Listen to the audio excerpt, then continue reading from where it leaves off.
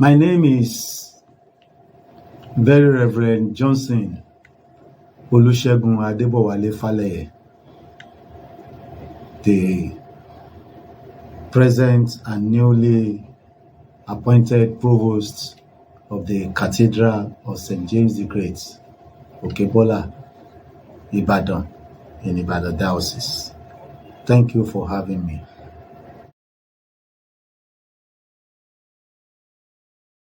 Well, when it comes to when I joined the Anglican Communion, I would say that my parents were both Anglican when they gave birth to me. So I would say right from birth, I was born into the Anglican Communion. We were going to church during our early days with our parents, first at Lagos before we now moved down to Ibadan, sometimes around 1977. So ever since then, I've been part of the Anglican Communion. But when I would say that when we started what we call the youth fellowship in the church where I grew up, sometimes along the line, for about 4 or 6 months in the early 90s, we were not allowed to hold fellowship in the church, so we had to borrow a school, United Native African Church Primary School in Idioro, for about 4 to 6 months, but we were still attending church on Sunday. That was the only time I would say, well, we went out briefly before the church now say, okay, we can come back and be having what we're having, which was a weekly fellowship by the youths of Emmanuel Anglican Church Cathedral at that time. But when it comes to the ministry, I actually joined the ministry when our present bishop, our mentor, our admirer, our benefactor, and chief shepherd in this diocese, the Most Reverend Dr. Joseph Olatunji Akifenwa, became the Bishop of Ibadan. That was when I decided to come into the ordained ministry. At that time, I was working as a public servant in National Archives under the Federal Ministry of Information and National Orientation, as it was then. But when the call for the ministry, for the ordained ministry came, we had to forego the public service to come into the ministry. Of course, before I left the service, they knew in my place of work then that they were all over the places going for evangelism at one time, but especially at weekends. And they knew what we stand for, what we stood for at that point in time. So when I said I was going into the ordained ministry, they were like not wanting me to leave. That, well, even if you go into the ordained ministry, you can still combine with the government work. But I told them that was not what God was telling me. So that was how we decided to leave the public service. And in 2002, we were taken by our bishop, the Most Reverend Dr. Joseph Olatunji Akifenwa, and in 2003, we were priested by him. So that was when we can say we actually came into the ordained ministry. But before then, we've been a freelance evangelist within the communion.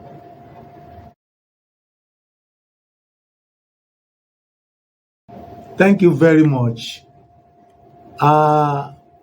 When I was president of the youth of our church at Emmanuel Anglican Church, Cathedral, before I came into the ordained ministry, there was something that God revealed to me at that time, that He's not asking me to just populate the fellowship. He's asking me to disciple members of the fellowship.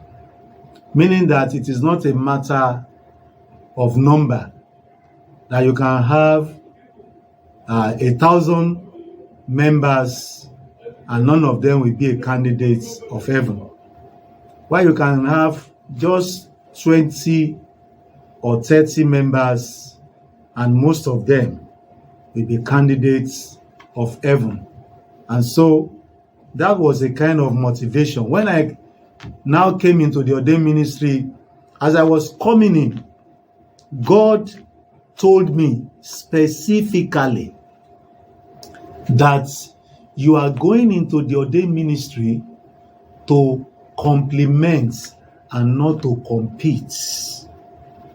And so he said, go there and disciple people, win souls into the kingdom. You are not competing with anybody. So when we started, it was a small church where we were posted when it started, and right from the word go, we were out to ensure that we impacted the lives of those who are members of wherever we serve. You see, I believe that when people are discipled for Christ, the Lord will touch them to do things for Him. So evangelism and soul winning is the main thing for our own ministry, because when Christ touched people's life, then He will also touch their pockets. So I see evangelism as the main thing. And incidentally, that is our primary assignment as disciples of Christ. We are to go and make disciples of all nations. That was what Jesus commanded us. So when I get to any station, I prefer to first establish the issue of impacting their lives for the Lord and ensuring that as many that are yet to grasp the gospel, their eyes are open to the gospel, and as many of them that probably are not born again, we tell them about the salvation that is in the gospel of Jesus Christ, though we are not the one to convert anybody. It has never been said that any pastor, any evangelist, any bishop can convert any soul. But you see, the word of God is like a seed. When you sow the seed, it may not germinate immediately, but somehow that word will still germinate in the lives of some people. By the grace of God, for over 20 years that we've been in the ministry, we have seen situations where those we preached for while we were in their midst, but were not, readily accepting the gospel at that time, eventually key into the gospel when we have left such stations. And that is to say that when the seed of the word eventually grow, we may not be there, but at least the seed is already sown and it will eventually germinate into eternal lives. So that is my belief in every station where God sent me through the bishop to pastor.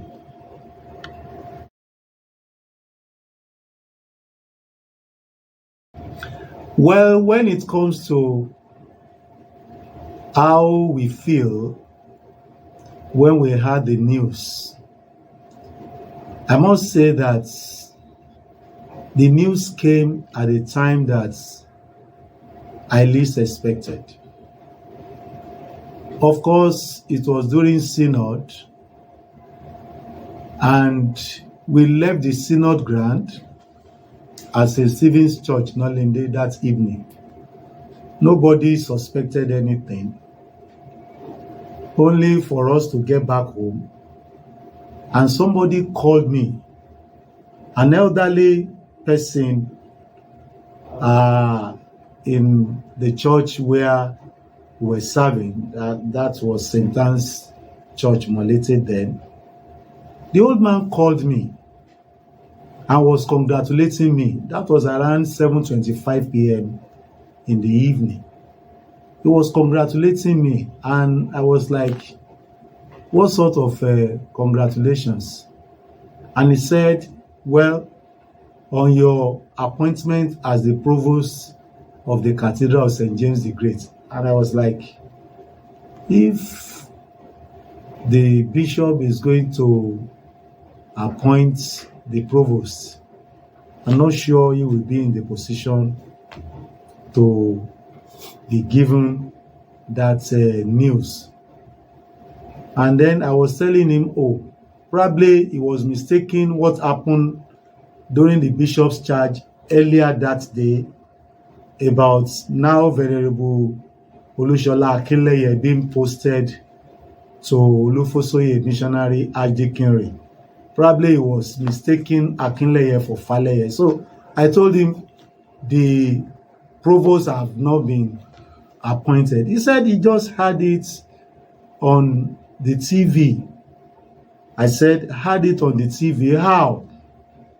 And he said, they said following the retirement of the former provost of the cathedral, the very Reverend Dr. Olusegun, that His Grace, the Bishop of Ibadan Diocese, the Most Reverend Dr. J.O. Akinfenwa, have appointed so person, the vicar of St. Anne's. At that point, I knew he knew what he was talking about. I said, thank you, Papa. And I switched off my phone at that point in time because I was devastated. While I was speaking to the man on phone, my wife overheard and she bursted into tears. And the next thing is, we both found ourselves in the church. We cried, we prayed, we cried, we prayed, because it came with mixed feelings. We're like wondering, why me? And by the grace of God, I would say we were enjoying our ministry in St. Anne's Church. Truth be told, we were enjoying our ministry in St. Anne's Church. The people were very lovable. They were very receptive to the gospel, and so we were really enjoying our stay in that place. And so I knew also, because we discussed it amongst ourselves as priests, that, well, whoever is going to the cathedral, definitely the cathedral is not a place where you are going to sit on the armchair and just be, marking time. Of course, it was not as if we were sitting on armchair marking the time at St. Anne's. God was helping us to do the work in the little way that we can, according to the grace that He bestowed on us. But you see, coming to the cathedral, that was too tall. It was like a big shoe for somebody like me. And it came with mixed feelings that how am I going to cope with this kind of task that is ahead of me. It took us about 1.5 hours, myself and my wife, in the job before we now decided, we just have to leave the place, come back home. People were already waiting, it was going to around 9 o'clock. People were around to say, they came to congratulate us. But to us, it was still like a dream. We were wondering, how does it happen? Because if you care to know, I as a person was not expecting that our bishop was going to appoint a provost so soon after the retirement of the former provost. But I want to believe that he's a spiritual man, is a man that hears from God, and I believe it is what God told him to do that he has decided to do at this time. But we have to leave behind what our feelings was when the news came, because it has now become a reality and the work must start in earnest. Thank you.